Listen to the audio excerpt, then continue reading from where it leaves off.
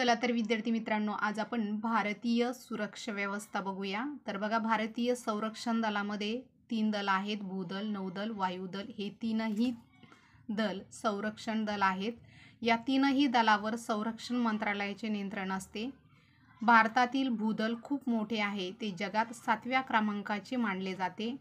भूदलाच्या प्रमुखाला जनरल म्हणतात आणि नौदलाच्या प्रमुखाला ॲडमिरल म्हणतात। वायुदलाच्या प्रमुखाला एअर चीफ मार्शल म्हणतात।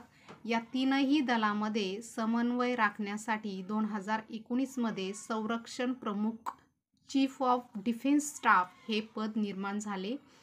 या प्रमुखाची नेमणूक राष्ट्रपती करत असतो। भारताचे राष्ट्रपती सर्व संरक्षण दलाचे सरसेनापती म्हणजेच supreme commander of the defence force असतात।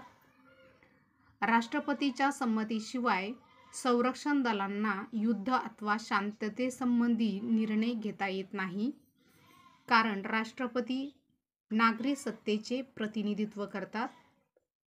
लोकशाहीत नागरी नेतृत्व लष्करी नेतृत्वापेक्षा श्रेष्ठ मानले जाते।